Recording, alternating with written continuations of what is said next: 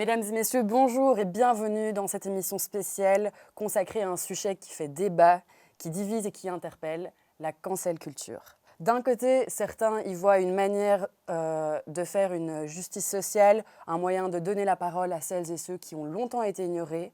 De l'autre, on l'accuse d'être une forme de censure qui met en danger la liberté d'expression. On se rejoint aujourd'hui pour parler de cette notion centrale, la cancel culture. De quoi parle-t-on? Qui l'utilise et dans quel contexte? Comment est-ce que cette notion est-elle reprise et parfois détournée dans les discours politiques, médiatiques ou militants? Pour y voir plus clair, aujourd'hui, nous avons invité 3 duos d'intervenants et d'intervenantes avec des profils et des points de vue tout à fait différents. Ensemble, nous allons aborder la cancel culture sous 3 angles différents, les mouvements réactionnaires, les médias et la justice sociale. C'est parti. Alors, notre premier duo, j'ai le plaisir de vous accueillir, Monsieur Thomas Jacobs et Madame Marie Pelletier. Bonjour et bienvenue sur notre plateau. Bonjour. Alors, Monsieur Jacobs, vous êtes chargé de cours à l'UC Louvain Saint-Louis-Bruxelles et vous êtes spécialiste en communication politique et en analyse du discours. Marie Pelletier, vous êtes historienne et enseignante à la Haute École Galilée. Vous travaillez depuis plusieurs années sur la propagande, le conspirationnisme, les récits dominants dans l'espace public. Merci beaucoup de nous avoir rejoints pour ce débat aujourd'hui. Donc nous allons commencer le débat, mais avant ça, j'aimerais vous poser une question assez simple. Est-ce que vous pourriez nous définir dans vos mots et dans vos termes, en 30 secondes, votre perception et votre notion quand vous entendez le mot cancel culture? Madame Pelletier. C'est extrêmement difficile de définir en réalité cette expression parce qu'elle est utilisée dans le débat public et dans le discours public essentiellement comme arme de discrédit, c'est-à-dire elle est utilisée par des acteurs qui se présentent comme victimes de ce qui serait la cancel culture. En fait, ce serait donc, et j'utilise bien le conditionnel, on va en reparler après, ce serait une culture de l'annulation, si on prend textuellement la traduction, donc qui serait une espèce de nouvelle censure qui sévirait dans l'espace public pour décider d'éliminer la parole de certains. J'ai bien parlé de discrédit, j'utilise bien le conditionnel parce qu'on va voir que justement ce regard-là est un regard à mettre en perspective et à déconstruire. Merci beaucoup. Monsieur Jacobs. Alors quand moi je pense au cancel culture, je pense notamment aux États-Unis, à la culture anglo-saxonne. C'est un terme qui a fait son vigueur principalement là-bas. Et c'est effectivement une terme qui revendique la légitimité de certains discours, des discours très radicaux, souvent des discours très conservateurs, qui ont jusqu'ici souvent l'impression, l'air d'être un peu, d'être extrême, d'être radical, de peut-être manquer une certaine forme de légitimité. Et ce terme cancel culture, c'est une manière de revendiquer, écoute, ces discours-là, elles ont leur droit d'existence dans la sphère publique. Et si vous dites que ce n'est pas le cas, alors vous tentez de nous annuler. Merci beaucoup pour ces définitions. Alors pour la première question, nous allons justement reprendre cette notion d'extrême droite, parce que voilà, on entend souvent ces dernières années que la cancel culture serait une menace pour la liberté d'expression, notamment dans les discours d'extrême droite, que ce soit aux États-Unis ou même ici dans certains pays européens. Elle est souvent aussi vue parfois comme une façon de penser au nom du wokisme. Alors on rappelle la notion de wokisme pour ceux qui ne savent pas. Le wokisme, ce serait une manière de penser qui vient du mot anglais de woke, qui signifie éveillé ou conscient. Et à la base, ça désigne en fait un tas de personnes qui pensent être vraiment éveillées sur toutes les questions d'injustice, comme le racisme, le sexisme, les discriminations en général. Alors aujourd'hui, voilà, le mot du wokisme est vraiment utilisé aussi de manière très très péjorative pour critiquer ceux qui défendent ces causes en disant qu'ils vont trop loin. Alors la question est la suivante, quand on parle de cancel culture, comment est-ce qu'on pourrait expliquer que ce thème soit autant repris par les figures politiques d'extrême droite, notamment aux États-Unis, on pense à Trump, mais aussi chez nous, comme le Vlaams Belang, qui dit percevoir la cancel culture comme une intolérance idéologique dans nos sociétés? Alors je pense qu'il y a 2 raisons pour lesquelles ce discours fait vraiment énormément de tempêtes. Premièrement, parce qu'au niveau, quand on pense à la politique culturelle, la politique identitaire, récemment, les forces progressives ont quand même fait énormément de progrès. C'est-à-dire que, le mariage gay, par exemple, il y a 30-40 ans, c'était impensable. Maintenant, même dans un pays assez conservateur comme les États-Unis, c'est un peu la norme. Et même pour un conservateur, remettre ça en question est extrêmement radical.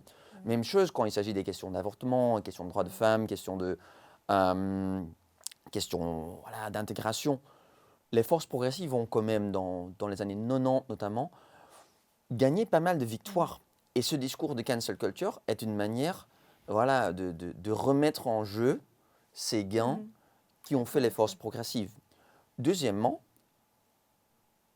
l'extrême droite et les forces conservateurs au plan culturel, ils ont quand même, spécialement en Europe, souvent été aperçus comme illégitimes, comme très radicales. Une vote pour le Vlaams Belang, une vote pour le Front National, c'est une vote. On ne le dit pas, on fait ça en secret, parce que c'est quand même voilà, quelque chose de très radical à faire.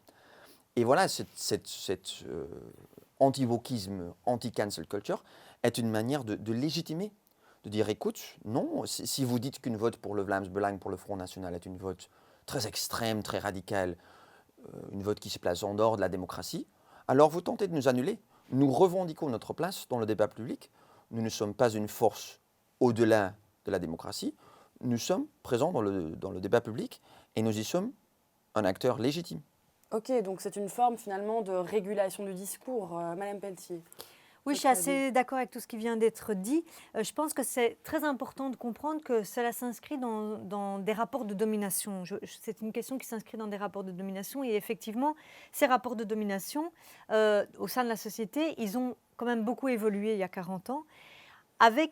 Ils ont évolué, en tout cas là je parle avec ma casquette de progressiste, dans le meilleur sens et aussi, on le voit récemment, dans le pire. C'est-à-dire qu'on a eu beaucoup de victoires idéologiques au niveau progressiste, ça vient d'être rappelé, et je pense que c'est très important à le dire. Moi, je porte une parole féministe depuis des années maintenant dans le débat public, et je rappelle souvent ça, les points qu'on a marqués, le fait qu'on ne reviendra jamais avant MeToo, par exemple. Il y a une guerre culturelle qu'on a gagnée. Mais quand on gagne des guerres culturelles, on ne les fait payer après. Typiquement, si on prend l'exemple du féminisme, évidemment que maintenant, on est en plein backlash antiféministe, on se prend plein dans la tronche. La question de la cancel culture, elle s'inscrit dans ces rapports-là de domination et ces rapports de qui gagne et qui perd. En fait, paradoxalement, on a gagné beaucoup de points dans les luttes sociales ces dernières années et en même temps, là, on est dans une période de backlash extrêmement violente. Quand je dis backlash, là, j'ai pris l'exemple féministe, mais prenons l'exemple de l'élection de Trump, bien évidemment, là, c'est le summum, avec des attaques très violentes envers les minorités spécialement. Pourquoi je dis les minorités? Parce que c'est aussi la question de la défense des droits des minorités qui est en jeu, bien évidemment, donc que ce soit minorités LGBT, les femmes, bien sûr, les personnes racisées, etc. C'est que comme toutes ces personnes ont gagné beaucoup ces dernières années, effectivement, aujourd'hui, on se permet vraiment d'aller très loin dans la remise en question de leurs droits pour ce qui est de l'extrême droite. Parce qu'on se dit quelque part, ils sont allés beaucoup, enfin, dans leur logiciel à eux, les minorités ont beaucoup trop de droits, donc maintenant il faut les attaquer frontalement. Et donc on est dans une période extrêmement violente qui ne veut pas dire, à mon avis, qu'on reviendra en arrière. Donc en fait, c'est quand même une forme finalement de combat qui ne s'arrête finalement jamais parce qu'il y a des périodes de backlash et puis il y a des périodes d'avancée, si je comprends bien. Oui, c'est ça. Et je pense, moi je suis historienne, donc je suis obsédée par la chronologie, le long cours, etc. Je pense que c'est important de remettre du long cours toujours dans la lecture des phénomènes politiques et que c'est pas parce c'est aussi une manière de remettre de l'espoir, quand je dis ça. C'est pas parce qu'un moment politique comme celui qu'on est en train de vivre actuellement est extrêmement violent pour la démocratie, pour les minorités, et franchement, ça nous fait tous flipper, moi la première. Mais ce n'est pas pour ça que sur le long cours, ça veut dire que c'est cette réaction qui va gagner. En fait, l'ampleur de la réaction, elle est aussi à la hauteur des points qu'on a marqués et qu'on continue même à marquer. Je suis complètement d'accord. Je pense qu'effectivement, si on nous en veut les avances qu'on a fait, et je suis tout à fait solidaire avec votre point de vue sur ça, c'est parce qu'effectivement, on a fait des énormes avances. Après, je suis peut-être un peu plus sceptique par rapport à la future, par rapport au fait que les victoires qu'on a gagnées sont des avances que nous ne perdrons jamais. Je pense que nous vivons quand même dans un moment de crise qui coupe extrêmement profondément. Et je pense que les changements qui ont fait dans la société, Donald Trump, mais qu'on voit ici aussi dans nos sociétés européennes, qu'on ne doit pas sous-estimer leur profondeur. Moi, j'aime toujours bien prendre l'exemple du Vlaams Belang, il y a il y a presque 30 ans, le Vlaams Blok gagnait sa première victoire électorale avec le fameux plan à 70 points, le document le plus raciste dans l'histoire politique belge. C'était un document qui, dans le temps, était extrêmement radical, qui était impensable. Le Vlaams Blok a été condamné pour le racisme. Maintenant, je pense que 30 ou 40 des 70 points ont été implémentés. Ils sont juste dans la loi belge. Non, je suis d'accord, hein, juste pour revenir là-dessus, effectivement, je ne veux pas dire que... Je ne veux pas dire que ce qui est acquis ne pourra jamais être menacé. Effectivement, c'est important à dire. Mais je pense que c'est important aussi de se dire... Parce que c'est une offensive discursive, justement, c'est une offensive du discours sur nous. C'est des attaques par le discours sur nos droits. Elles sont extrêmement dangereuses. On le voit pour le moment avec les États-Unis, d'ailleurs, avec les attaques envers les universités. Et je pense qu'elles disent tout. Oui, envers les scientifiques. Oui, et envers, je pense aussi, les universités comme lieu de politisation. C'est ça qui fait peur à Trump. C'est pas pour rien que justement les universités sont présentées comme les lieux du wokisme, comme les lieux de la cancel, qui cancellent tous les gens avec qui ils ne sont pas d'accord, etc. C'est cette offensive. Moi, je pense que c'est surtout en tant que lieu progressiste, en réalité, que les universités sont attaquées. Et donc, on voit effectivement qu'il y a une menace réelle. Et on le voit d'ailleurs avec des professeurs américains qui partent au Canada, etc. Enfin, la menace est réelle. Mais je pense qu'il ne faut pas oublier, quand je dis le long cours, c'est vraiment le très long cours, que ça peut passer par des choses terribles. Je vais prendre un point historique quand même horrible, mais on ne peut pas le contourner. La Deuxième Guerre mondiale, par exemple, je veux dire, le fascisme des années 30, ça a quand même donné le génocide juif et la Deuxième Guerre mondiale. Donc on n'est pas à l'abri de ça. Oui. Mais il y a une après-Deuxième Guerre mondiale. Ok. Et c'est... Voilà, je tiens à ça pour ne pas... Parce que je me dis, si on est progressiste, il faut rester dans de l'espoir quand même un petit peu. Oui, tout à fait. Mais justement, quand on parle justement de l'histoire, ces discours finalement d'extrême droite sont très souvent accompagnés de phrases qu'on entend tous, soit à table avec le vieil oncle qui nous dit « Oh, mais c'était mieux avant » et « Oh, on ne peut plus rien dire ». On peut notamment aussi entendre ça dans la bouche de certains politiques, notamment Éric Zemmour, qui parle d'un déclin de la nation. Trump qui affirmait aussi ceci par rapport à la question, je cite, « Nous ne laisserons jamais une foule en colère détruire nos statuts, effacer notre histoire. Nous sauvegarderons nos valeurs. » Alors, selon vous, comment est-ce qu'on pourrait comprendre cette mise en scène de la cancel culture comme une menace pour la culture dominante et pour l'identité nationale ? Je pense que c'est un mouvement qui est tout à fait stratégique. C'est-à-dire que n'importe où dans le monde, peut-être avec l'exception de la Belgique, on est souvent quand même assez fier d'appartenir à son nation, on a quand même une certaine fierté dans son histoire. Oui, effectivement, à part en Belgique. On a quand même, et même en Belgique, en Flandre...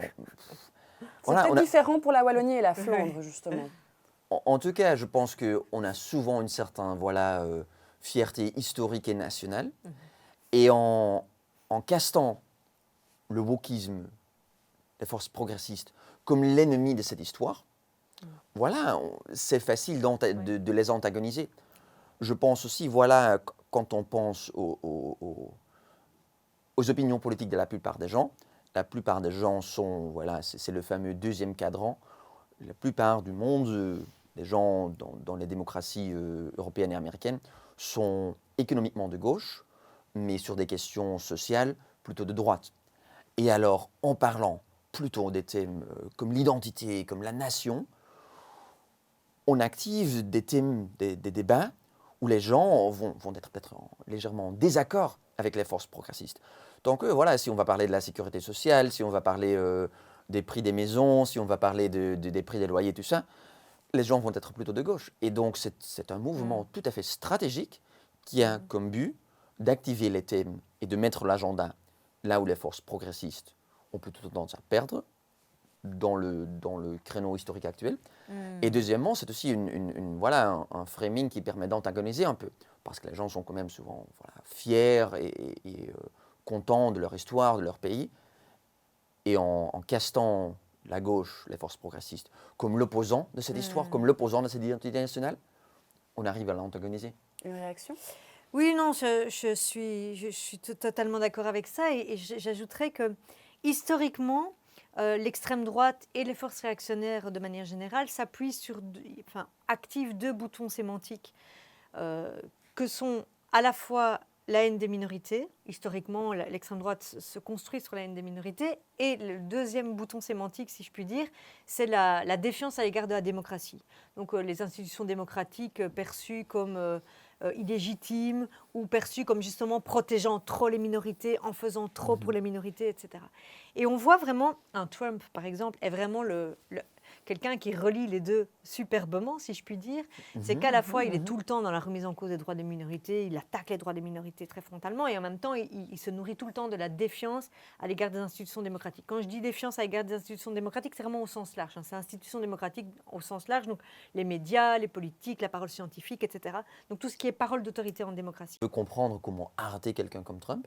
On doit quand même comprendre ses stratégies, on doit comprendre ce qui lui rend populaire. On ne peut pas juste dire « mais c'est un fou, oui, c'est ou un stupide. Il est stupide Oui. ». Il est en train de nous battre sur tous les fronts. Au niveau stratégique, oui. On doit comprendre comment il le fait. Qu'est-ce qu'il fait bien? Pourquoi ça marche? Totalement. Ok. Donc finalement, cette défense des valeurs traditionnelles, est-ce qu'elle repose sur une réalité objective ou est-ce qu'on peut partir du principe que ce n'est que de la stratégie émotionnelle et politique? C'est toujours compliqué, en tout cas si on prend le cas de Trump ou même de n'importe quel leader politique. Moi, quand on me pose ce type de questions, je dis toujours on n'est pas dans la tête des gens. Je ne sais pas, par exemple, c'est comme se poser la question est-ce que les fascistes pensent vraiment ce qu'ils disent ou est-ce que c'est stratégique? C'est très compliqué en fait à dire parce que ça part, je pense, de perception. De réelle perception, il y a vraiment des gens qui ont l'impression d'être persécutés par les woke. Je pense que leur perception est celle-là. Est-ce que pour autant c'est réel? Non, ça je pense pas, mais qu'il y a une perception et que surtout cette perception, ça oui, est instrumentalisée politiquement et est nourrie politiquement. C'est-à-dire que la guerre actuelle, enfin je spoil un petit peu mon prochain bouquin qui va bientôt sortir, mais la guerre actuelle qui est en jeu dans notre démocratie, c'est une guerre des récits. C'est-à-dire que, et c'est là que Trump, il est brillant, entre guillemets, c'est qu'il a gagné sur le plan discursif, alors pas tout seul, hein, parce qu'il a été aidé par beaucoup de gens, c'est qu'il arrive effectivement à exploiter des perceptions qui existent dans la société. Je pense vraiment que, par exemple, je le vois par exemple chez mes parents, qui sont des gens plutôt de gauche, de la soixantaine, etc. Mais ils ont vraiment l'impression que, oh là là, ça va trop loin aujourd'hui, que les jeunes, ils ressentent ce décalage. Alors, mes parents ne sont pas des gros réacs, donc ça reste modéré. Mais je pense qu'il y a une perception de se dire « Oh là là, le discours féministe, ça me semble trop radical. Oh là là, les antiracistes, ils me semblent aller trop loin. » Alors que c'est des gens qui, normalement, sont dans le même camp politique. Donc, ça veut dire que je pense que ces perceptions, elles peuvent exister. Ces affects, ils existent dans la société à des degrés divers. Et que là-dessus, il y a des propositions de récit. Et que ce que l'extrême droite a fait très bien, malheureusement, depuis justement le 11 septembre 2001, l'extrême droite et les acteurs pro-régime autoritaire, parce qu'il faut les mettre ensemble aussi, c'est pour ça que j'aime bien parler de propagande, c'est exploiter ces affects. Ils ont senti que nos démocraties étaient fragilisées. Et ils ont réussi à exploiter, au niveau du discours, ils ont réussi à exploiter ces fragilités pour donner un sens à ces fragilités. Et en venant charrier effectivement des vieilles peurs, des vieux fantasmes qui existent dans nos sociétés, comme l'idée que notre civilisation serait menacée, etc. etc. En fait, Trump, c'est le résultat de ça, mais Poutine aussi. Parce que Poutine, il a aussi gagné en quelque sorte une guerre des récits en réussissant à convaincre au sein de nos sociétés une partie de la population qu'en fait la démocratie, c'était de la merde. Et que quelque part, ou bien même, allons plus loin, que Poutine peut-être était plus démocrate que nos représentants. Et donc, c'est ce déplacement-là qui a eu lieu depuis 30 ans. Et malheureusement, là, je vais me remettre un petit peu de négatif, on va dire, ça s'ancre dans un des vieux schèmes historiques de nos sociétés, dans un vieil inconscient collectif, qui fait qu'effectivement, ces affects peuvent refaire surface et peuvent porter des leaders politiques fascistes au pouvoir. Quoi, ouais. Je suis tout à fait d'accord. Si je peux présenter peut-être une perspective différente sur cette question, est-ce que c'est quelque chose d'objectif ou est-ce que c'est purement un détournement? Moi, je dirais presque que ça n'a pas d'importance. Oui, c'est ça. Si c'est vraiment le cas, est-ce qu'ils se sentent vraiment cancellés, annulés, ou est-ce que voilà, c'est purement un mouvement stratégique. Mais en fait, ils savent bien qu'ils peuvent dire, ils ont sur Fox News 24 sur 24, sur BFM TV 24 sur 24, ils peuvent, voilà. Ils ont du contenu, en fait. Ouais, je pense presque qu'on doit plutôt penser à qu'est-ce que fait ce discours de cancel culture. Et pour moi, le grand changement que ce discours de cancel culture il provoque dans la société, c'est que il légitime l'extrême droite, il légitime les forces réactionnaires, qui étaient quand même pendant très longtemps perçus comme des acteurs extrêmement illégitimes. Jean-Marie Le Pen, 18% dans le deuxième tour. Le Front démocratique, tout le monde se ralliait. En 2002, oui. Tout le monde se ralliait, tout le monde se disait « Incroyable, on ne va jamais laisser passer ça. Dimanche noir, non passaran, on arrête ça. » Et c'était pendant longtemps une de nos meilleures armes contre l'extrême droite. Cette idée de no passaran, il ne passera jamais au pouvoir, ils sont des acteurs qui n'ont pas de place légitime dans la démocratie. En Belgique, ici, on est un des grands inventeurs de l'idée de ne pas donner de place dans les médias, dans la politique, le cordon sanitaire à l'extrême droite. Et en fait, on est en train de perdre cette arme, de discréditer l'extrême droite grâce au discours de cancel culture. Elle est en train de contrebalancer. Ok. En tout cas, merci beaucoup, Monsieur Jacobs, Madame Pelletier, pour votre venue pour ce débat aujourd'hui. Nous allons bientôt continuer avec le duo suivant et nous traiterons du coup la cancel culture et le rôle des médias. You're canceled. Alors, on se retrouve pour notre deuxième duo. Nous sommes ici pour accueillir Madame Julie Huon. Vous êtes journaliste au journal Le Soir. Vous êtes spécialisée dans les questions de société. Vous avez travaillé plusieurs années dans la culture et vous avez déjà suivi de près plusieurs dossiers autour de la cancel culture. Merci de vous joindre à nous aujourd'hui. Et ensuite, nous accueillons également Monsieur Emmanuel Mouroula-Nachi. Vous êtes enseignant-chercheur en sciences sociales et professeur invité à l'UC Louvain Saint-Louis-Bruxelles. Donc vous êtes spécialiste en analyse du discours médiatique et diplomatique. Et aujourd'hui, vous ne venez pas en tant que professeur, mais vous venez en tant que citoyen engagé. Vous avez accepté de nous partager votre regard personnel et spontané sur ce phénomène qu'est la cancel culture. Merci de nous rejoindre. Merci à vous. Nous allons commencer avec le débat, mais avant ceci, j'aimerais vous poser une petite question. On commence avec tous nos invités par cette question. Est-ce que vous pourriez nous définir dans vos termes ce que vous entendez quand on vous demande qu'est-ce que la cancel culture en 30 secondes? Madame Huon. Je dirais que c'est un groupe de personnes, d'individus qui dénoncent publiquement des faits ou des paroles jugées problématiques. Donc généralement, la plupart du temps dans le cadre du sexisme, racisme. Et ça peut être vu comme une justice sociale ou comme une censure punitive. Et en même temps, je dirais, pardon, je n'essaie pas de monopoliser la parole directement, mais que c'est quelque chose qui, selon moi, existe depuis la nuit des temps. Quand vous êtes à l'école maternelle, au jardin d'enfants, et que vous dites on ne parle plus à Jérémy, il a frappé Jemima, ben voilà, t'es plus mon ami. C'est le début de la cancel culture. Ok, merci beaucoup. Monsieur Nachi.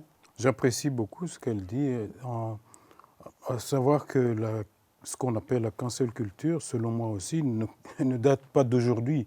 C'est une pratique humaine comme les hommes sont depuis toujours. J'ajouterais que pour moi, la cancel culture n'est pas une culture. On va passer à la première question du débat. Donc, on dit souvent que les médias jouent un rôle central dans cette question, dans l'impact des phénomènes de cancel. Par exemple, aujourd'hui, on voit quand même que dès qu'un scandale est publié, que ce soit sur les réseaux sociaux ou dans certains médias, on voit que l'ampleur est de plus en plus grande.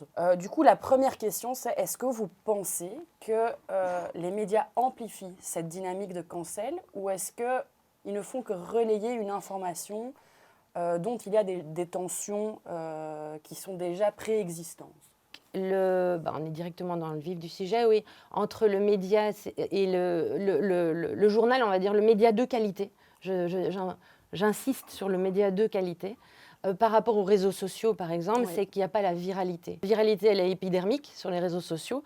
Et donc là, forcément, il n'y a pas de recul nécessaire. Le média, a priori, de qualité, prend, si pas le temps, en tout cas le plus de temps possible entre l'urgence de l'info et l'obligation, je pense, de recontextualiser, de décrypter, d'expliquer, Donc nous, au journal Le Soir, mais dans d'autres médias importants aussi, et qui sont, comme je répète, qui prennent le temps et ont l'intelligence de revenir sur des rumeurs, en fait, qui surviennent parfois, c'est que nous avons la chance d'avoir une arme qui est bien plus finalement efficace que la guillotine des réseaux sociaux, et qui est le vocabulaire. Oui. Et en fait, il existe un mot très démocratique et qui est assez peu utilisé, c'est le mot soupçon. En fait, il ne faut pas oublier d'utiliser le mot soupçon quand on relaie une rumeur. Et on a un temps en conjugaison française qui est incroyable et qui est le conditionnel. Monsieur Nachi, qu'est-ce que vous en pensez? Je veux ajouter que effectivement les médias n'inventent pas, ils ne créent pas les nouvelles ou les sujets prêtant à la cancel culture, mais ils sont friands de l'extraordinaire, ce que Pierre Bourdieu appelait l'extraordinaire ordinaire. C'est clair que quand vous avez une expression extrémiste ou polémique, les médias auront plus tendance à amplifier votre parole. Là, je parle des médias aussi bien traditionnels que les médias sociaux. Quand une parole est extrême, quand elle est sans nuance, quand elle est provocatrice, elle attire plus les médias que le reste. Évidemment, les médias vont amplifier cette parole-là, mais c'est un choix. Il y a toujours un choix. Vous avez raison, aussi dans les médias traditionnels et de qualité, parce qu'il est évident qu'on veut être lu, donc il faut du clic. Donc évidemment, entre un titre qui sera, même nous, même au soir, on le voit bien, on sait quel titre il faut mettre par exemple sur le site ou sur les réseaux sociaux pour être lu. Alors j'ai la chance de ne pas travailler dans un journal, heureusement, qui fait, comme on dit, pardon pour l'expression, du putaclic. Mais c'est vrai que nous, on est friands, par exemple, au soir, de pourquoi et de comment. Parce qu'on sait que ça sera plus lu. Ou bien une phrase parfois reprise entre italiques de, citons au hasard Georges-Louis Boucher ou quoi. Évidemment, si c'est une phrase choc, elle va être mise en titre. C'est aussi pour relayer l'info, vraiment. Mais je pense qu'aujourd'hui, on ne lit plus un journal ou un média traditionnel pour avoir l'info, mais pour avoir l'explication ou l'analyse. Donc, peut-être que ça sera étayé. Comme vous disiez, ça va être mis en valeur. Le truc le plus bruyant ou le plus choc sera peut-être visible au premier abord. Mais ensuite, heureusement, on a des nombres de signes illimités, en tout cas sur le site. On a la possibilité d'aller voir les deux parties. La personne qui sera la moins entendue, puisque la cancel culture, si je ne m'abuse, à la base, c'était pour faire entendre la voix justement de gens qui n'avaient pas droit à une voix publique. À la base, c'était des groupes plutôt dominés. Voilà, c'était ça. Oui. Mais c'est vrai, je suis d'accord avec vous, que c'est un peu toujours les gens qui parlent le plus fort qu'on entend. Oui, c'est sûr. Mais justement, quand on parle justement du dilemme des médias, quand on voit des personnalités qui sont accusées publiquement, que ce soit pour un fait de mœurs ou autre, on se pose quand même cette question. Le média, il est quand même face à un dilemme. C'est-à-dire, d'un côté, il doit informer au risque d'influencer l'opinion publique. Donc là, la question de la formulation, du conditionnel, comme vous l'avez dit, est très importante. Et donc, par extension, on pourrait aussi se dire, est-ce qu'il y a une forme d'alimentation d'une sanction sociale? Mais de l'autre, ne pas relayer ces condamnations trop vite sans décision judiciaire, ça peut quand même être un risque, sous peine d'être accusé et de minimiser des faits. Donc, c'est quand même un jeu d'équilibriste, ou est-ce que vous trouvez qu'aujourd'hui, le média est trop face à ce dilemme? Ou est-ce que vous trouvez que justement les médias ont de manière générale toujours réussi à bien balancer ces deux risques finalement? Donc, oui. Donc par rapport à la décision de justice, par exemple, donc savoir à quel moment on publie. Voilà. Je pense qu'on ne peut pas attendre, en fait. On ne peut pas attendre une décision de justice parce que vous êtes obligé de... Quand tout le monde en parle, ce serait étonnant que le lecteur ou la lectrice ne le trouve pas dans son journal. Par exemple, s'il avait fallu attendre la décision de justice dans l'affaire, par exemple, Adèle Haenel, entre le moment où elle a quitté les Césars, si vous vous souvenez bien, parce qu'il y avait Roman Polanski qui était accueilli et honoré, entre ce moment-là et le moment où Ruggia, son agresseur, a été jugé, donc 4 ans, dont 2 fermes, je pense. Il s'est passé, je ne sais pas, 3-4 ans. Ouais. Donc, on est obligé. Et puis, surtout, à un moment donné, aussi, même s'il n'y a pas de décision de justice, mais qu'il y a 40 femmes qui signent publiquement à visage découvert une tribune dans un journal contre Depardieu, ou c'était PPDA, je pense, ben, c'est pas de la justice qu'elles font elles-mêmes, c'est en fait à nouveau du relais. Et je vais encore dire ça, et puis je me tais, je vous laisse la parole. Si le New York Times, ou des gens comme Mediapart, ou si le New York Times n'avait pas sorti les affaires sur l'affaire, une enquête journalistique sur l'affaire Weinstein, MeToo n'aurait jamais eu lieu. Donc parfois, je pense que oui, les médias se substituent, entre mille guillemets, à la justice, mais C'est nécessaire? C'est un petit peu obligé, je pense. Oui. Je pense que c'est un peu obligé, parfois nécessaire. Et si tant est que l'enquête est correcte, parfois il y a des emballements. Dans l'affaire Kevin Spacey, on a bien vu. Et en même temps, regardez L'Homme pâle aussi. Pardon, je te fais du name dropping comme ça, mais L'Homme pâle ou comment il s'appelle, le trompettiste de jazz qui était à la CEMO l'année dernière. Ça va me revenir. Mais eux, à un moment donné, ont un non-lieu pour faute de preuves ou des choses comme ça. C'est vrai qu'ils ont été condamnés déjà dans les médias et peinent peut-être sans doute après à retrouver du boulot. Mais je pense que c'est difficile de dire nous devons attendre une décision de justice. En tout cas, au soir, on a décidé de suivre les faits avant qu'il y ait une décision. Monsieur Nachi. On parlait de dilemme. Oui. De mon point de vue, il ne s'agit pas de dilemme. Il s'agit d'une sorte de déficit dans la pensée complexe. Là, c'est le disciple d'Edgar Morin qui parle, c'est-à-dire la capacité d'envisager dans le même mouvement de pensée une chose et son contraire. Et ce déficit se remarque bien. Je vais prendre un exemple, mais cette fois en termes de justice, mais de quelqu'un qui est décédé et l'actualité le remet à l'ordre du jour. Moi, j'ai vécu en Suisse il y a plusieurs années de là, pendant 2 semaines, avec l'abbé Pierre. Ok, oui. Cet homme-là, on buvait ses paroles à table. Il avait une personnalité, on le connaît, l'abbé Pierre.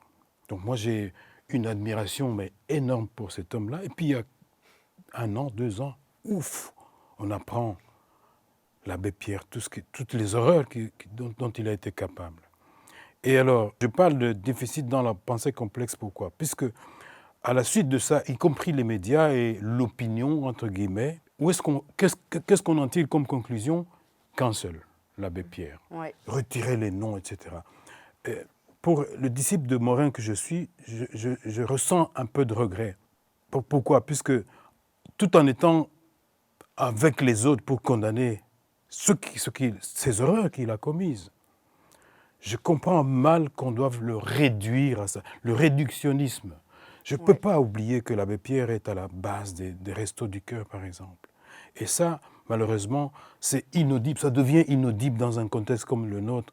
Et selon moi, ce n'est pas un dilemme, on peut le faire si on veut. C'est un choix que l'on peut faire en même temps donner la parole aux victimes, comme notre collègue qui viendra parler tout à l'heure de la tyrannie victimaire, mais en même temps donner également la parole. Mais ça, c'est très, très, très compliqué. Je sais que c'est un jeu d'équilibriste aussi, de savoir qu'il ne faut pas invisibiliser les victimes, mais en même temps, comme vous dites, il y a peut-être des choses qui ont été produites ou faites qu'il ne faut pas oublier. Donc ça reste quand même un jeu équilibriste qui est finalement très, très sensible. Sans que ce soit la défense encore une fois, c'est pas vraiment... la difficulté que l'on peut rencontrer, c'est celle-là, c'est que si tu défends ce point de vue, donc tu le défends. Non, je suis d'accord avec toi 100% que c'est condamnable, qu'il faut condamner ça, etc. Mais ne réduisons pas, le réductionnisme est un problème réel. Ben justement, en fait, oui. Pardon, je peux rebondir sur ce qu'il dit parce que je suis tellement d'accord avec vous et c'est très très bien de le mettre sur le plan de la philosophie parce que la cancel culture, c'est ça, c'est philosophique. On ne peut pas être pour, mais on ne peut pas être contre. Et en fait, tant mieux. Et l'abbé Pierre, c'est schizophrénique pour plein de gens, parce que, et il y en a plein d'autres, hein. On en reparlera, mais c'est la même chose. On va en reparler dans 2 minutes quand on va parler de séparer l'homme de l'artiste. Mais Picasso, dans 2 secondes, je vous parle de Picasso, c'est la même chose. Comment encore aimer Picasso? Oui, c'est une question d'équilibriste, hein. Mais du coup, ça nous amène à notre 3e question. Cet autre débat qui a fait beaucoup parler de lui, notamment à la sortie de l'affaire Polanski. Faut-il continuer à diffuser les œuvres d'artistes controversés? Alors quand on peut penser Polanski, Depardieu, Nicolas Bedos, est-ce que vous pensez que les médias ont une responsabilité morale à ce niveau-là, ou est-ce qu'ils doivent rester neutres en séparant l'artiste de son art? Parce que finalement, le média est là pour relayer aussi les informations, mais il est directement mis dans ce dilemme de est-ce qu'on lui fait une forme de publicité ou non? Monsieur Nachi.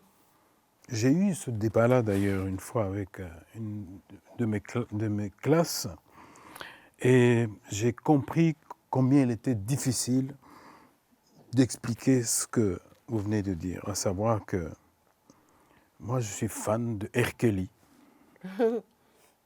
Les chansons de R. Kelly, pas de l'individu, je connais rien de sa vie, mais ces chansons, je voudrais m'envoler.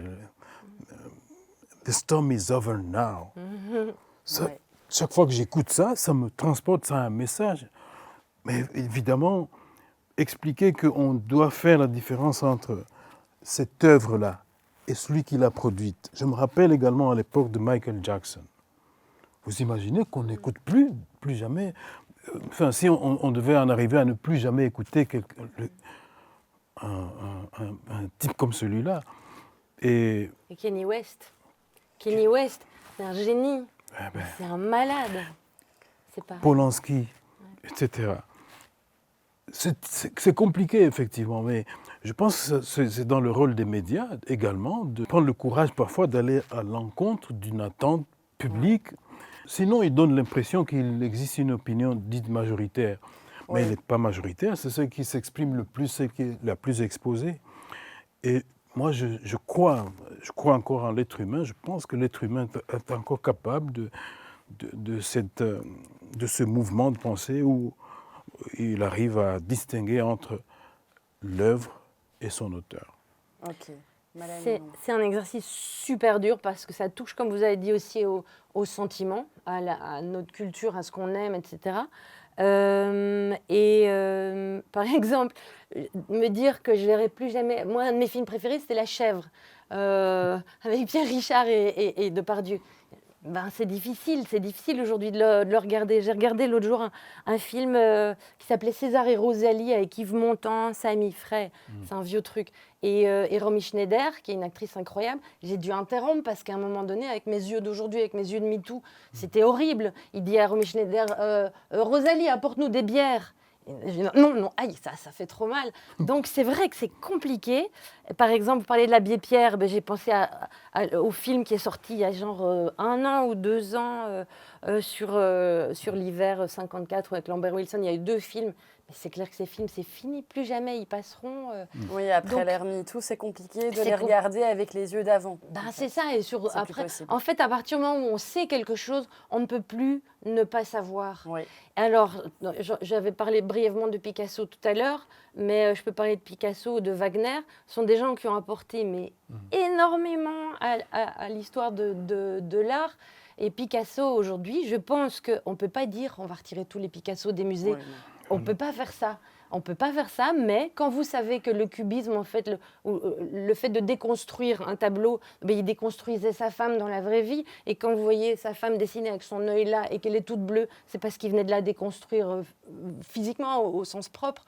Ou quand il violait sa femme et la laissait alanguie sur le lit pour pouvoir la peindre plus aisément, c'est juste intolérable. Oui. Mais si ça, c'est expliqué dans chaque expo qu'on va faire dorénavant, dans chaque série Netflix ou docu Netflix comme celui avec Quanta actuellement et tout, si on contextualise, une œuvre sans contexte, c'est comme un tribunal sans dossier. Il faut le dossier pour pouvoir comprendre, si pas juger. Ok. Et pareil, je disais Wagner, c'est un horrible bonhomme, mais il a changé le profil de la musique classique. Donc vous ne pouvez pas... On ne peut pas vraiment en fait on peut séparer pas effacer. l'artiste Ah ben de nous, au ses soir, œuvres. on s'est posé la question, Ouais. ouais, et on a dit non, on ne sépare pas. Donc quand Polanski sort un nouveau film, on le critique, il sera dedans, il sera dans le Absolument. soir, mais il sera dit le réalisateur qui par ailleurs est toujours sous blablabla, échappe à la justice. Comment il s'appelle, Woody Allen, ses films sont plus diffusés aux États-Unis, mais quand son dernier film est sorti chez nous, on l'a critiqué en recontextualisant, en tout cas en rajoutant 4 lignes. En tout cas, merci beaucoup pour vos éclairages. Ce que vous avez partagé montre clairement que la question est sensible et que c'était un peu un jeu d'équilibriste, surtout pour les médias. Donc pour terminer ce deuxième duo, on remercie Monsieur Nachi et Madame Huon. Merci à vous. Et à tout de suite pour notre dernier et troisième duo. You're canceled. Mesdames et messieurs, on se retrouve pour notre troisième et dernier duo dans ce débat. Justice sociale ou tribunal populaire, nous avons 2 nouveaux invités. Madame Nadia Geertz, vous êtes philosophe, chroniqueuse, auteure de plusieurs ouvrages dont Woke, la tyrannie victimaire. Bienvenue sur notre plateau et merci d'avoir répondu présente. Merci, bonjour. Et ensuite, Mateusz Kukulka, vous êtes journaliste de formation, enseignant, streamer et spécialiste des réseaux sociaux. Merci beaucoup de votre venue. Merci à vous de m'avoir invité. Avec plaisir. Alors, avant de commencer le débat, on demande à tous nos intervenants de bien vouloir définir la cancel culture dans vos propres mots. Donc, une définition assez brève, en 30 secondes environ. Madame Geertz. Alors, je dirais que la cancel culture, ce sont toutes les manœuvres qui visent à faire disparaître de l'espace public ou du discours public les manifestations changeantes ou offensantes. Merci beaucoup. Une définition tout à fait claire et très brève. Merci. Monsieur Kukulka. Et donc la cancel culture, ça vient du web, hein, c'est aux États-Unis, les Afro-Américains, le hip-hop. Sur les réseaux, sur Twitter, hein, on mettait, quand il y avait un tweet qui n'allait pas, on mettait annule en dessous, c'était un peu pour provoquer le débat. Ça a été à partir de 2015, on l'a retrouvé dans les mouvements féministes, les mouvements antiracistes, justement pour dénoncer le racisme, le sexisme et autres. Et on a vu après une bascule où les mouvements de droite et d'extrême droite ont retourné la cancel culture contre les mouvements de gauche. Et donc il y a une espèce d'opposition gauche-droite où, qu'on soit à gauche ou à droite, on n'a pas la même définition de la cancel culture souvent. Merci beaucoup pour ces 2 définitions. Alors voilà, la première question, on dit souvent que la cancel culture nuirait à l'esprit critique parce que elle simplifierait peut-être les débats en favorisant des jugements assez tranchés. Est-ce que vous pensez que la cancel culture empêche la réflexion et le dialogue, ou si au contraire, elle permet de visibiliser des problèmes longtemps cachés ? Ben, j'ai envie de dire les deux, en fait. Et je voudrais rebondir sur ce que Mateusz disait tout à l'heure. C'est vrai que je pense que on retrouve cette tentation de faire disparaître les propos qu'on n'aime pas. En fait, aux deux extrêmes du spectre de l'échiquier politique, je veux dire, c'est tout à fait évident que on voit aujourd'hui Donald Trump utiliser exactement les mêmes méthodes que ses prédécesseurs de gauche ou d'extrême gauche, c'est-à-dire qui visent vraiment à faire disparaître des choses. Le problème, me semble-t-il, et c'est ça qui m'inquiète le plus, c'est du coup la disparition de la nuance, c'est-à-dire de la possibilité d'avoir une approche finalement qui soit une approche respectueuse d'une des valeurs essentielles de nos démocraties modernes, qui est la liberté d'expression. Et la liberté d'expression, il y a un très vieil arrêt de la Cour européenne, si je ne me trompe, qui est l'arrêt Handyside, qui rappelle qu'elle vaut pour les idées, aussi pour les idées qui dérangent et qui inquiètent l'opinion publique. Et donc aujourd'hui, ce qui, moi, me semble inquiétant, c'est qu'avec ces manœuvres qui visent à interdire les discours qui choquent, on s'éloigne de la liberté d'expression. Mais je pense qu'on n'avance pas si on n'accepte pas d'entendre des choses qui nous dérangent. Une réaction, Monsieur Kukulka. En fait, c'est difficile d'opposer Donald Trump au tenant de la cancel culture de 2015, puisqu'il y en a un qui a du pouvoir et les autres pas.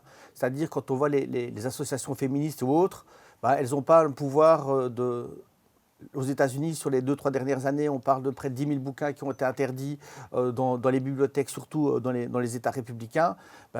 Les féministes n'ont pas fait interdire de livres, ça c'est une chose. Mais même Donald Trump est en train de faire virer des profs, fermer des associations, etc., etc. Donc la cancel culture, quand on a le pouvoir, ça marche beaucoup mieux. Et on n'a pas vraiment eu beaucoup de mouvements féministes qui ont été au pouvoir en se disant tiens, c'est l'argent qui est le vrai pouvoir. Donc il y a eu des manifestations et c'est sûr qu'il y a eu des mouvements sur les réseaux sociaux, mais on voit que la cancel culture, quand on est au pouvoir, quand on dirige le pays, ben, ça marche beaucoup mieux. Enfin, ce que fait Donald Trump, c'est sans commune mesure avec ce qui s'est passé ces dernières années, quand les hommes qui ont été dénoncés pour violences sexistes et sexuelles, pour viol, etc. etc. D'ailleurs, beaucoup...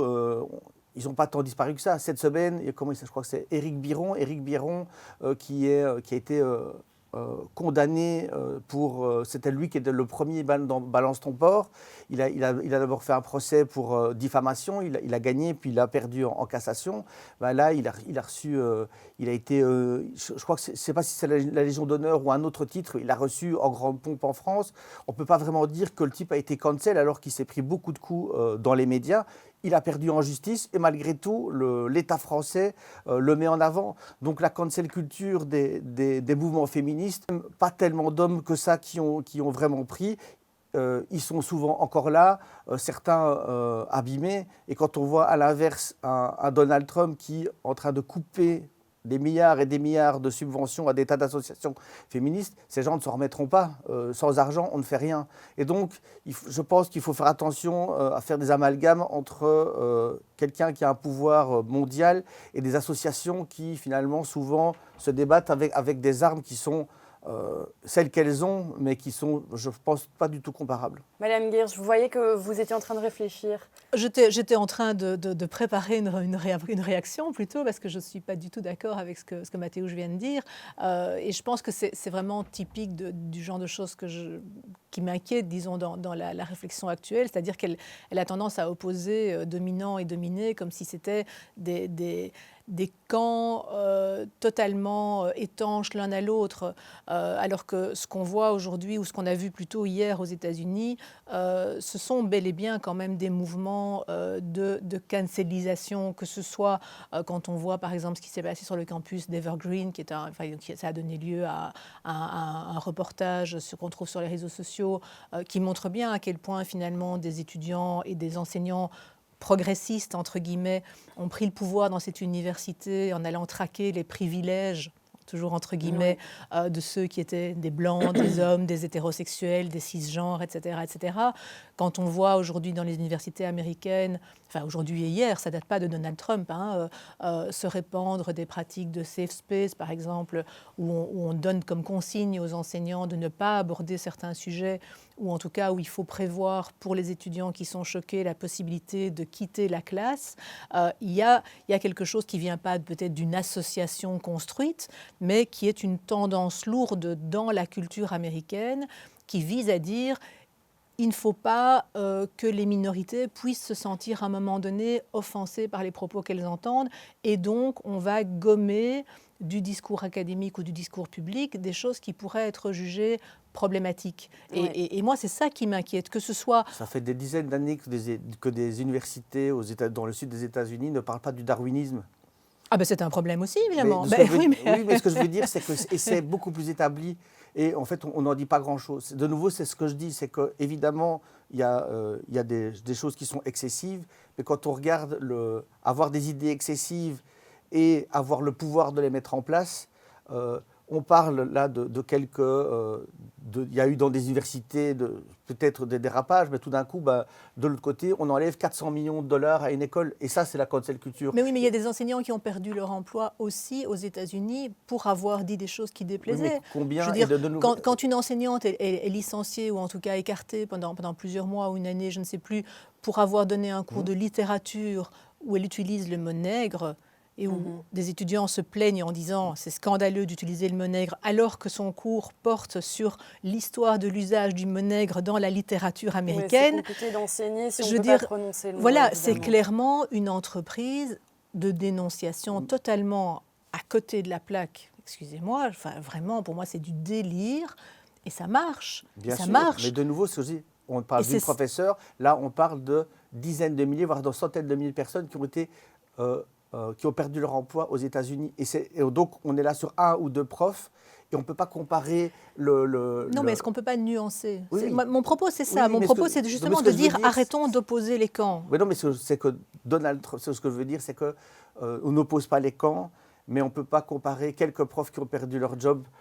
Il y en a eu combien qui ont perdu à cause de la Mais cancel je ne culture? sais pas, je n'ai pas fait de statistiques. Voilà. Et de Oui, l'autre mais côté- voilà, donc ça ne veut Mais rien si, dire. Ça, mais je veux si, dire, dans le l'autre- fait que je n'ai pas les chiffres ne veut pas dire qu'il y en a peu. Mais il y en a peu, en fait, parce que sinon, il y en aurait plein. On nous les rabâcherait du jour au lendemain.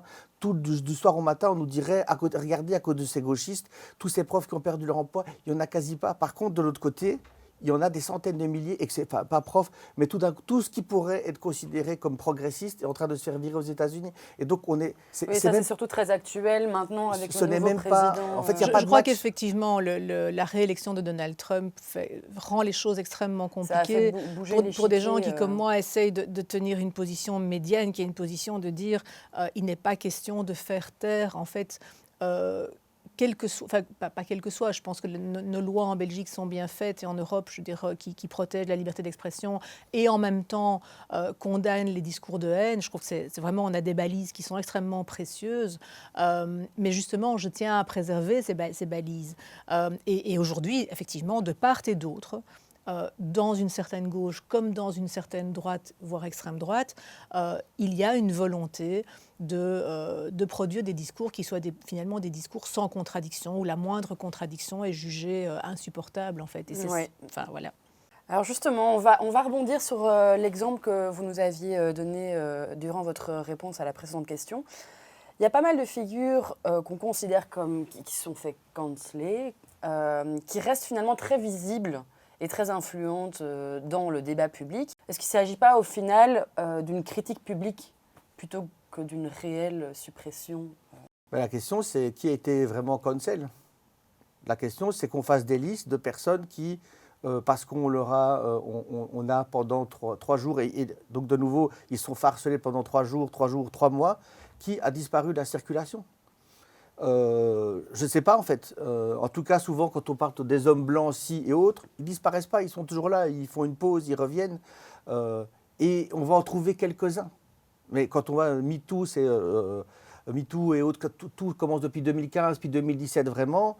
Il y a beaucoup de gens qui ont été dénoncés, j'en ai pas beaucoup vu disparaître. Et au final, moi je vois pas mal de gens disparaître, c'est plutôt des femmes qui ont dénoncé et qui, elles, n'ont pas, victimes, oui. et qui n'ont pas le même réseau, le même soutien, et qu'il y a beaucoup de femmes journalistes, par exemple, qui ont dénoncé des choses et qui, elles, ont vraiment disparu et qui ont disparu pour leur santé mentale, parce qu'elles se font attaquer tout le temps, partout où elles vont. Et donc, je ne sais pas trop, en fait. Pour moi, la cancel culture, c'est surtout un mot utilisé, souvent générique par beaucoup de gens, pour dénoncer le camp d'en face. Je pense que c'est très compliqué comment dire, d'évaluer le phénomène, mais je pense que dire simplement qu'il n'existe pas ou qu'il est minoritaire, je trouve que c'est en fait très à l'opposé de ce que le mouvement d'où la cancel culture provient dénonce. C'est-à-dire qu'en fait, au départ, on a une espèce de dénonciation de toutes les minorités invisibilisées, de toutes ces micro-agressions, de tous ces gens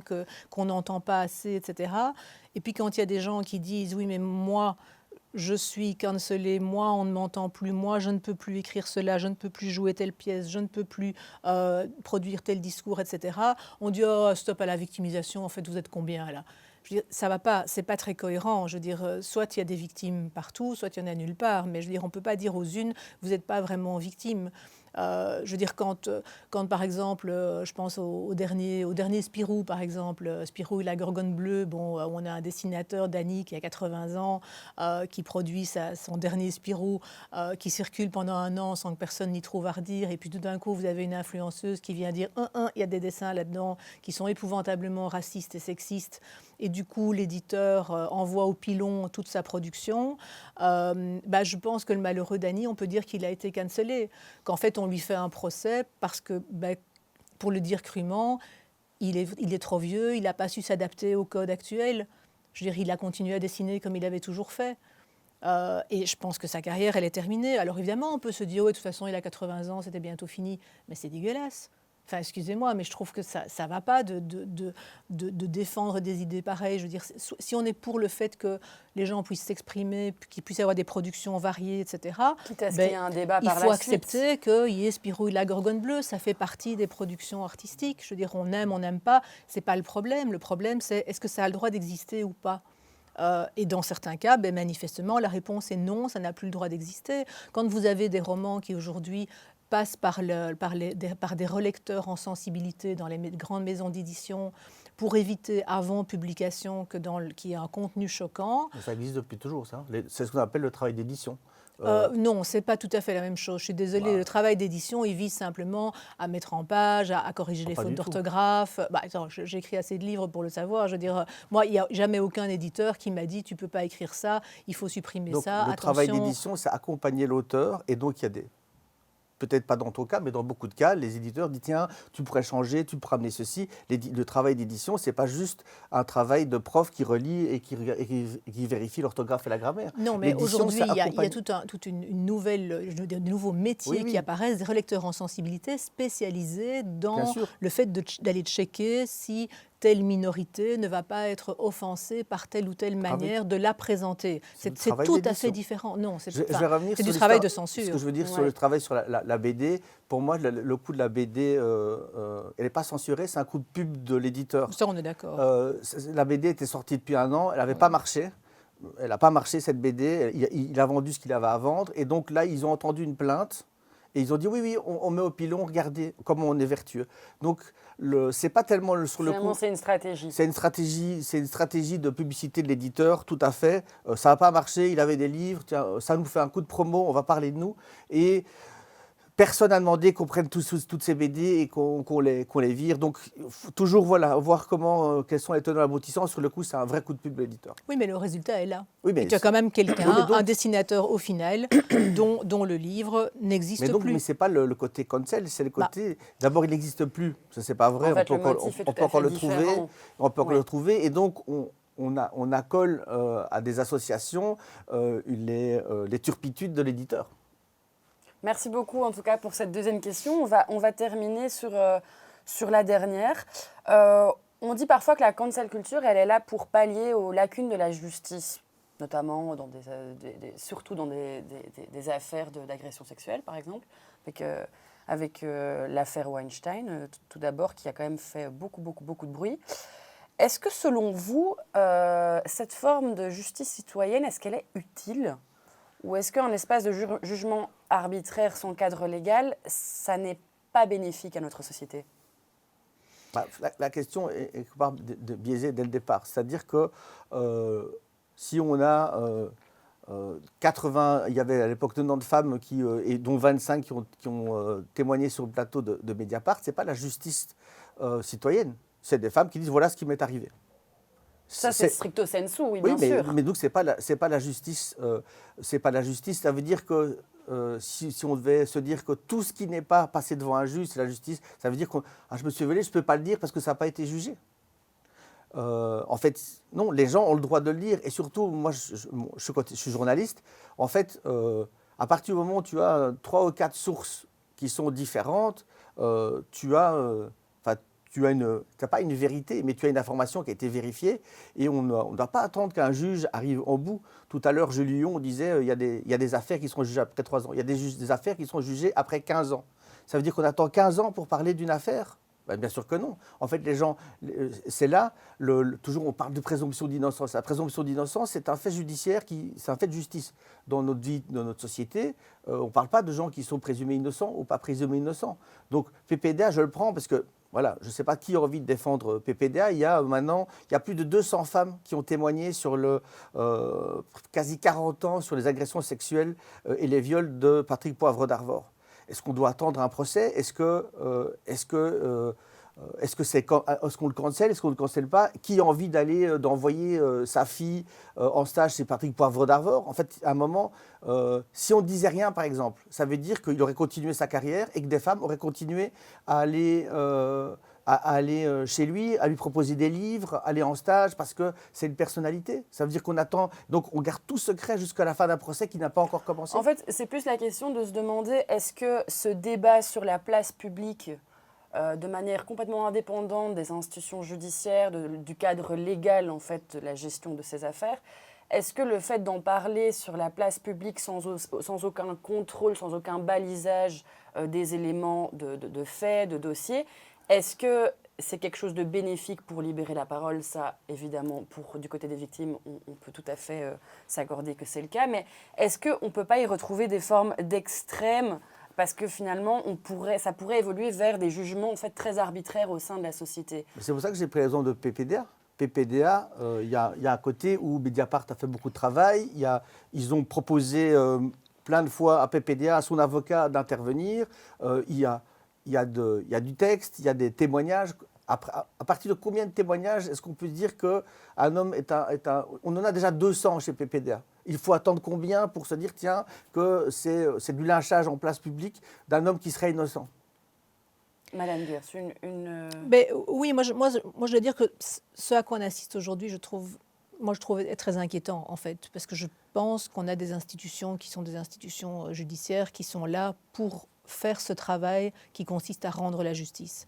Et je pense que la société civile ne peut pas se substituer aux tribunaux pour rendre la justice. Je crois que ça, c'est quand même un des grands problèmes, pas problèmes, mais fondements de nos démocraties, c'est que c'est la justice qui rend la justice. Qui est un principe fondamental en justice, c'est la méthode de la triangulation.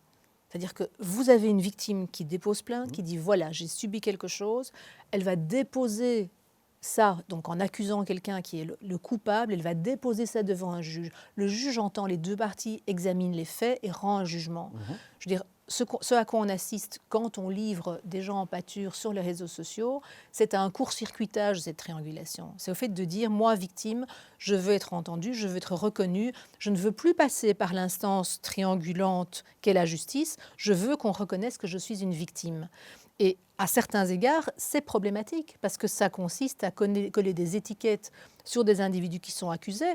J'en ai été victime moi-même. Je veux dire, et c'est un bel exemple aussi, me semble-t-il, sans vouloir aucunement me victimiser. Mais je veux dire, j'ai été victime de calomnie. Je veux dire, la presse en a parlé. Mon harceleur ou mon calomniateur a été condamné. La presse n'en a pas parlé. Donc quelque part, la justice ne m'est pas rendue.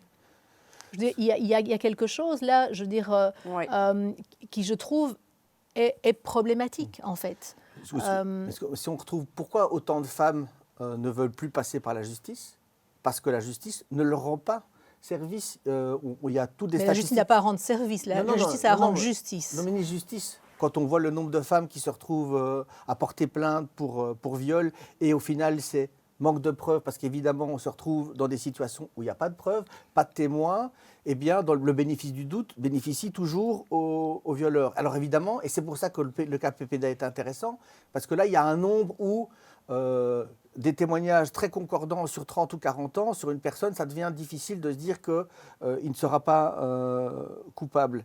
Mais dans les cas quand la victime est seule, beaucoup de femmes disent « je ne veux plus aller parce que je suis punie une deuxième fois par la justice, puisque je suis traînée dans la boue. Il y a beaucoup de gens qui, en plus, s'amusent à dire que les femmes vont gagner quelque chose à aller en justice et qu'on n'est pas aux États-Unis. Il n'y a aucune femme qui gagne d'argent à dénoncer un homme pour agression sexuelle. Elles n'y gagnent pas grand-chose. Chaque fois qu'une femme porte plainte pour agression sexuelle ou harcèlement, eh bien, tout d'un coup, elle a 10, 20, 50, 100, 1000 nouveaux harceleurs. C'est ça que gagne une femme quand elle va en justice. Et c'est aussi pour ça qu'il y a un côté de s'associer ensemble et finalement, et d'ailleurs, souvent, c'est pas être contre la justice, mais c'est en plus de la justice. C'est de dire qu'on dénonce, et en plus, dans les cas des agressions sexuelles, il y a aussi une volonté pour certaines femmes de dénoncer un agresseur pour qu'il ne puisse plus agresser d'autres personnes le temps que la justice fasse son travail. Oui. Mais oui, mais oui. Le procédé reste problématique. On en a eu un bel exemple récemment avec cet étudiant en gynécologie qui a été accusé d'avoir commis un viol. Il a effectivement. Il est jugé coupable. Oui, il a été jugé. Oui, il a été jugé coupable. Il a été jugé coupable, mais pas condamné. Bon, alors. Peu importe les raisons ici, ça a fait un scandale dans la presse, sur les réseaux sociaux, etc. Et à quoi est-ce qu'on assiste maintenant? C'est du coup un youtubeur acide qui balance son nom sur les réseaux sociaux. Je trouve que ça ne va pas. Je veux dire, on peut être en désaccord avec le jugement, on peut dire tout ce qu'on veut sur le jugement, mais aucun individu n'a le droit de balancer des données qui sont des données confidentielles. Tout à fait. On va clôturer ce débat ici. Merci beaucoup pour cet échange qui était passionnant. Merci beaucoup d'être venu et j'espère que votre venue vous a plu. Et voilà, notre débat touche à sa fin. Merci beaucoup de nous avoir suivis jusqu'au bout. On espère que ces échanges ont été un nouvel éclairage sur la cancel culture et sur ses multiples facettes. Un immense merci à tous nos intervenants, également à tous les étudiants et étudiantes du Master 2 en stratégie de communication. Également un énorme merci à l'ISFSC qui nous a énormément aidés, notamment pour l'enregistrement de ce tournage. Et last but not least, Monsieur Serge Dillens et Fabien Castan qui sont nos professeurs. Merci beaucoup et à une prochaine.